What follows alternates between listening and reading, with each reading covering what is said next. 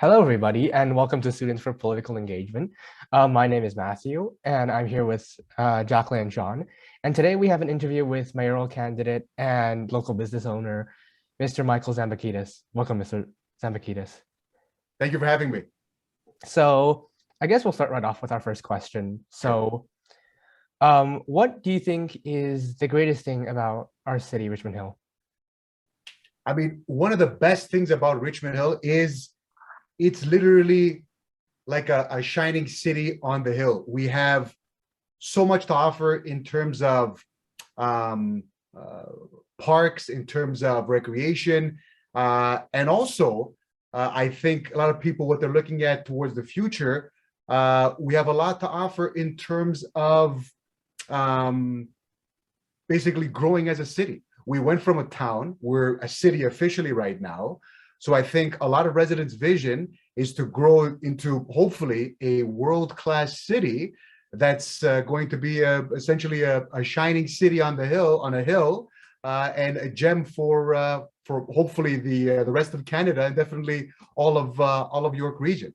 I think we have massive potential to grow too as well, and also to grow internally to help everybody in Richmond Hill, all the residents, especially when it comes to prosperity, especially when it comes to various groups and various communities within the city.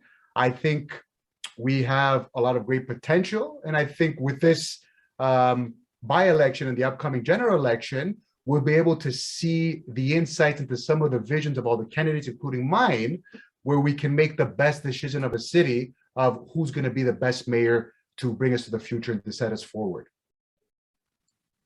Thank you. Next question. You, as a business owner, you have a lot of experience in the business sphere, understanding the ins and outs of delivering successful results. In what ways do you think you can apply your experience to your mayoral position? Thank you. And it's a very good question, because even though I'm vying for the position of mayor in this upcoming by-election, the city of Richmond Hill, when you look at it on paper, is essentially the corporation of the city. It used to be the town of Richmond Hill, but the city of Richmond Hill.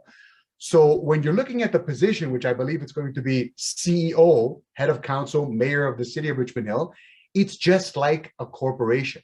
So just like a corporation, you have various departments, and most importantly, you have the residents of Richmond Hill, who are basically the shareholders, the partners, the stakeholders, and number one, the bosses of me, because I'm vying to become a civil servant. That's a servant to all 212,000 people who are residing and living in Richmond Hill. So I believe my background, my 14 plus year background in semiconductor markets and clean technology and energy markets, I believe I can bring the necessary business acumen to basically make Richmond Hill's residents more prosperous by creating a more vibrant and prosperous economy within Richmond Hill. Yeah, that's a great answer. Thank you. And speaking of businesses, you have also mentioned that the city of Richmond Hill, its residents could actually benefit from the settlement of more businesses here. So how are you going to attract these businesses to settle in the city? Well, the one thing that I've been mentioning over and over again, throughout all the interviews and all the forums and events that I've been on, when we look at business, there was a lot of businesses, major ones, that came to Richmond Hill, but that decided to go to a different city, a different municipality, because they believed, in their eyes, from their perspective, that setting up shop in Richmond Hill, establishing their business here, was very onerous due to a variety of different factors. So what we have to do is we have to reattract the businesses here. We have to determine what type of businesses we want to bring into Richmond Hill. I've been pushing for more advanced technology businesses to come in on the high-tech realm. So this is in regards to financial technology, medical technology, artificial intelligence, machine learning, that basically can be applied to a number of different solutions, different applications, and different markets throughout the world, advanced markets. And not only that, but it's going to be creating higher paying jobs, which I think a lot of the candidates and a lot of people that have been running in this by-election, what they don't mention is how can we prosper the residents of Richmond Hill? If the residents of Richmond Hill, especially you and your group, young people, if you can look forward to actually living in Richmond Hill and to working in Richmond Hill at a high-paying job, making $80, $90, $100,000, hopefully more a year, this is one of the main things I want to do.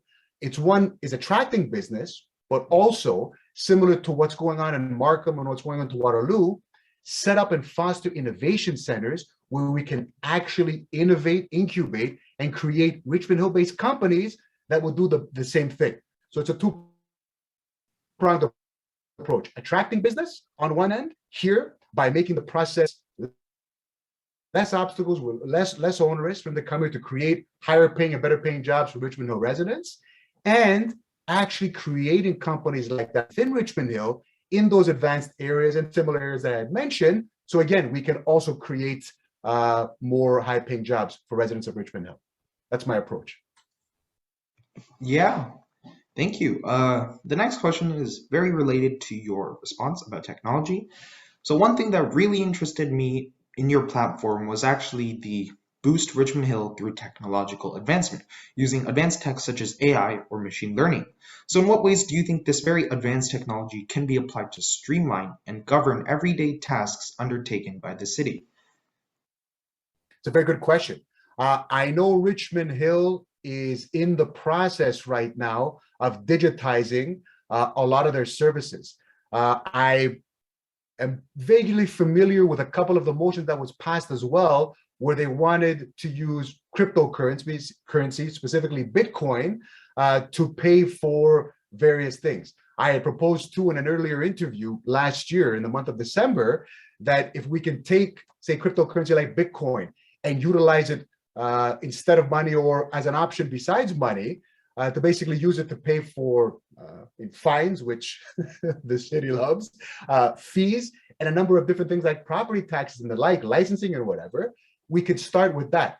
And I mean, internally at the city, we would have to obviously analyze the areas that can be digitized and automated, utilizing AI and utilizing machine learning. And where we see fit, and obviously council agrees and the city hall agrees on, and the residents vie for, we'll make that implemented in order to have a more efficient operations within the city.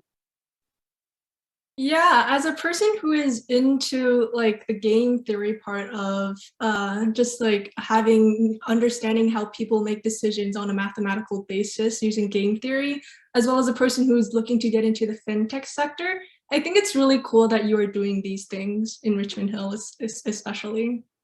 Thank you. Thank you so much. Seeing that you are involved in the spheres of business, technology, and politics, what advice would you give young people seeking to go into these fields like me? So getting into, like, we're talking about technology or getting into the political arena? Seeing that like you as an individual, you are very like involved in all of them, and the fact that it is going very well, that you can do all of them in a way that they intersect together. So just like all of them, I guess, the intersection of these three in a Venn diagram. Well, I mean, the one thing I would suggest is when you see the opportunity. Obviously, when you graduate school, because you're all young now, but when you see the opportunity to vie for politics, whether that could be an MP or an MPP, whether that could be a councillor in the city, or for an upcoming election in the future, I would jump on that opportunity, right? And when we're talking about, say, the educational side, getting onto the business side, anything to do with technology. I mean, high tech is obviously a very vague and general field, but when we're looking at, I mean, coding, when we're looking at programming, when we're looking at different types of applications, when it comes to AI, clean technologies that I'm involved in, machine learning, the world is essentially, it's a great place now, especially with different programs. And that's one of the areas too that I wanted to mention. When we look at cities like Markham, when we look at cities in areas like Waterloo and Toronto, they have areas that they're actually helping young people to get into these fields.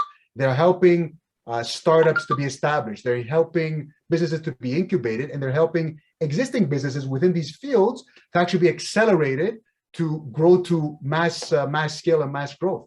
So anything involving technology and politics and where it can intersect, which I'm trying to do in my bid for mayor in this campaign, jump into it, right? Don't be afraid, jump into it. Even if you fail at the beginning, you know what? Keep going until you make it, right? It's great, it's exciting, and I think you can make the world definitely a better place. All right, thank you. That concludes our interview. And actually, Sean, we have a couple of more questions. oh, so I think so obviously you're running for this position of mayor, and so if you were elected mayor, what would be some of your top priorities? It's a good question. Now, my main 3 priorities that are on my my signs. I don't know if you can see it properly. Not the best lighting today in my office, but the 3 priorities that I have as mayor are efficiency, expansion through sustainable growth, and equity through diversity and inclusion. Now, what I mean by efficiency, that's better and more efficient city services. This includes operations internally. This includes maintenance when we're looking at different roads, lights, parks, clearing pathways, clearing snow, whatever it may be. This also includes, though, better and more efficient partnerships. Partnerships with companies, partnerships with organizations, especially, though, better partnerships and better relationships with the regional municipality of York that we're part of, with our neighbors, Markham and Newmarket and the other municipalities and cities, and also with the provincial and federal government. So any endeavor that we're looking at, any project or large project that we're looking at, or any issues that we can prevent, we have those relationships in place. So whatever's happening, we can have that basically better relationship when we're talking about efficiency.